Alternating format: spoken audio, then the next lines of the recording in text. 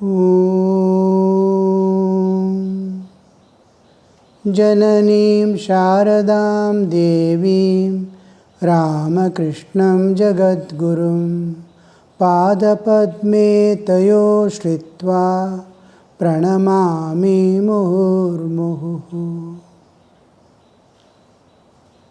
Paratatve Sadalino Ramakrishna Samagneya Yo Dharmastapanarato Viresham Tam Namamyaham Om Brahmadibhyo Brahma Vidya Sampradaya Kartrabhyo Vamsharishibhyo Mahadbhyo Namo Gurubhyaha Adi Gurum Jagadvandyam Lokadisham Paratparam Navayuga Pravartaram Ramakrishnam Jagadgurum Shri Sharadam Vishwamatam Shishyavrandam Shodasham Asmadacharya Paryantam Vande Guru Paramparam. Yes. Today we start the Vedānta Sāra text. Vedānta Sāra by Sadananda. And we are going to study Vedānta. Vedānta, the end portion of the Vedas. Vedas have many sections. Karma Kanda, Upasana Kanda, and Jnana Kanda are three main divisions. There are various ways of dividing.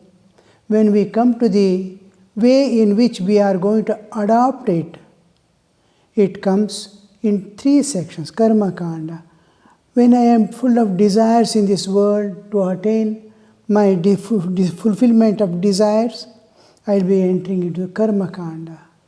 Slowly as I grow to the fulfillment of basic needs of life, and I am aging, important part of my life is going away. Then, because in education itself we spend about 1/4 of our life, 25 years. By the time I enter into, after that we see, oh, the time is passing. In early life, to do the Karma Kanda, so much of elaborate things we have to do. Collect the materials, yajna, yaga, homa, puja, all these things we get entangled. And the lot of time is spent on these things, which is absolutely necessary as the basic foundation to enter into the spiritual life. We enter the spiritual life through the religious life. The fulfillment or the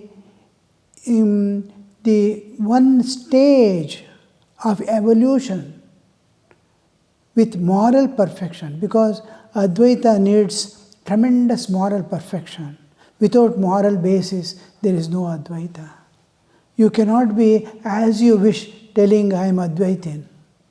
You have to be showing that perfection of the Atman coming down to the bodily level. So here we see that Karma Kanda is associated with fulfillment of all desires. But within no time, because of the Guru's presence and in the Gurukula I have studied, he will immediately understand, oh, it is time for me to shift to contemplative life. Contemplative, you cannot adopt Vedanta directly. So Upasana is the intermediate stage where I will do the same thing, what I was doing in Karma Kanda, free from desires. The same puja, same thing, all thing I will be doing, free from all the, and material, everything is used mental. I want to worship my Ishta Devata. I was asking for family welfare, this, that, to make me stable in this world. So many things I was praying. Now all that has stopped. Your will be done. I want spiritual evolution. Take me beyond this material world. So he begins the second stage of Upasana, where everything is a mental activity, mostly associated with, every bit is associated with meditation. In meditation, we always think of every devata. Till then, the devata was extremely limited, my God sitting there somewhere. Now we expand the understanding of God. It was for children, babies. Now he comes to one absolute existence in which all these are like an ocean and waves. Rama is a wave, Krishna is a wave, Christ is a wave of different types, Ramakrishna is a wave. I can dive into any wave, enter the same Satchidananda Sagara. And this understanding slowly expands my limitations. On one side, I am free, but still I am not able to enter into the formless, nirguna nirakara. So we move with saguna sakara, and it is called upasana. Upasana kanda, I'll be worshipping everything without any desires. I want you. I want to transcend this nature and go beyond. Inside is my own nature driving me. Outside is the nature driving me. So with this understanding, he begins the whole program. Now a new opening. Everything he is doing meditation of the Absolute with understanding. As far as possible what Guru gives, and that is what we are doing now. Vedānta Sāra, I am trying to understand the basics of Vedānta Sāra, which is the Advaitic Vedānta Sāra. It is the Sāra, essence of Vedanta. With that Vedānta Sāra, I will create an imaginary reality, the absolute reality, which is beyond time and space. What is beyond time and space?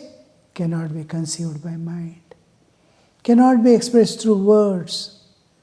One has to transcend the mind and go beyond. So here we see, when we enter into this Upasana Kanda, there is an absolute substratum. In this, it is the Absolute has projected itself to be captured by me, to be able to comprehend, to be able to feel, to be able to come in intimate contact with me. So as if the Absolute Swarupa has presented a Rupa. So here we see the whole expansion taking place in a new dimension. So slowly we grow to another level of Upasana, and the last portion. Now he is able to find relationship with God. In there he was like a beggar in Karmakanda, asking for this and that from God. In Upasana Kanda, he is entering into relationship with God. Whatever you are, wherever you are, in whatever way, I can't know. I don't know what you are, but I want you forever. So slowly he enters into a relationship, because he has a understanding of the Absolute, which is my own home, the source, eternal source, where the ultimate goal of my life is to become one with it. So I and Lord,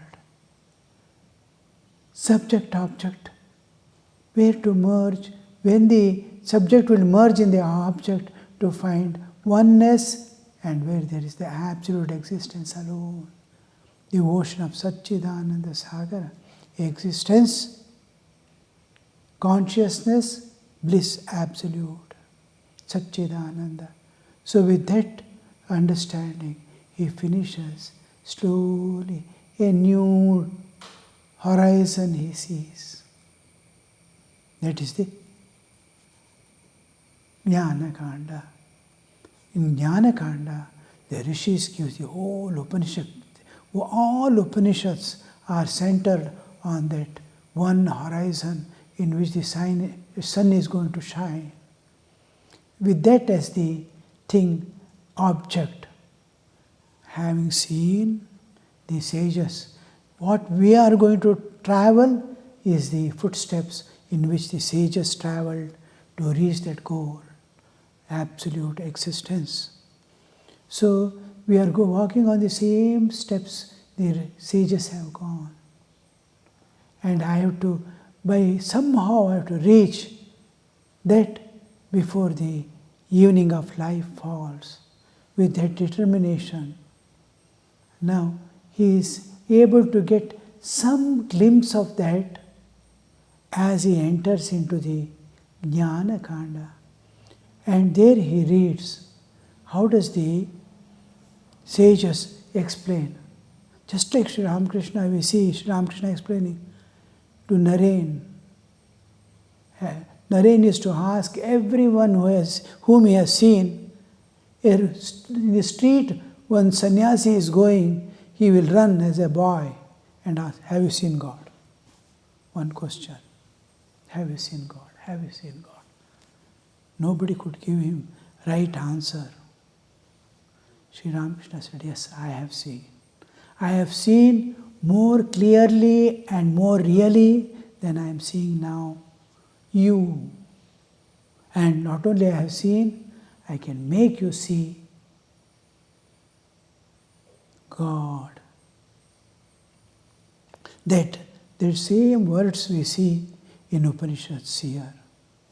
Vedāhametam purusham mahantam. I have known that Purusha, which is beyond the great darkness of covering this universe and my soul. Vedāhametam purusham mahantam aditya varnam tamasah parastad. Aditya varna. How is he? Self-luminous. Nothing is required to illumine him. All the objects of the world, everything needs. I have to come to waking state to know this world. I have to go to dream state to see the dream world. There must be something illumining. But tasya bhasa sarvamidam vibhati. By his light, everything is lighted. He doesn't need any light. Just like sun doesn't need a torch to be seen whether the sun is there or not. It is self-luminous. Atman is, what is obstructing is all the covers covering the soul, all the covers covering this absolute existence. The objective ultimate and subjective ultimate. Both cannot be seen because of the obstructions covering it. So he says, Vedāhametam purusham mahantam aditya varnam tamasah parastad. Tamasah parastad. This material world. Pancha jnanendriya, pancha karmendriya, pancha prana, buddhi, manas, saptadasha avayavas, these pancha mahabhutas, all are tamas. All have tamasic aspect. It is of prakriti, nature. Beyond nature I have gone. Sattva, raja, tamas. Tamas represents all the others also. Sattva, raja, tamas. And each has a, whatever exists, it's a combination of this. Sattva is cognition. I see, I understand. It projects, it is projecting, I am able to understand. This cognition is sattva. Then there are movements. Every cell if you see, every atom if you see, how much of activity is going continuously. Since this srishti, electrons are moving around, protons are moving about endlessly. Every object is expanding. Universe itself is expanding and contracting. Everywhere movement is there. Mind is moving, senses are moving, body is moving, everything is under motion. This is Rajas. And Tamas is the material world that we see. And excessive anger, and all these are Tamas. And Tamas includes, Tamas cannot exist alone. It must have Rajas and Sattva also. They come together, Triguna. And I have seen beyond this nature. Tamas of Parastat, beyond the darkness of this world. We don't understand this world is darkness. My body, mind, intellect, everything is darkness covering the soul. I don't understand. I have to just to drop this and the Atman shines by itself. I need not create my Atman or anything. He is there like sun covered by cloud. And this cloud has to be removed. And this removal of cloud is the most important part we need in our life. Removal. So he says, Vedāmetam Purusham Mahantam Aditya Varnam, self-luminous, and illumines everything. Tasya Bhasa Sarvamidam Vibhati. That light which is illumining all other things. And that light, I have seen Tamas of Parastat, going beyond the darkness of this nature. I have crossed the nature, limitations of nature, entered the transcendental realm and known the absolute existence in which millions of universes and each universe, millions of jivas are there. Tamas of Parastat, Vedāmetam Purusham Mahantam, Aditya Varnam Tamas of Parastat, Tameva Viditva Atimrityumevti. Knowing him alone. Knowing him alone. Atimrityumevti. You cross over the death, birth, all limitations. With Atimrityumeti, eti, attains to. He attains to immortality. He is immortal. We are all immortal. We have not been able to recognize our immortality. By knowing him, I know I am immortal. So, the Mrityu includes all other things. Janma Mrityu, appearing in this universe, going back into the absolute. Atimrityumeti nanyah pantha vidyate ayanaya.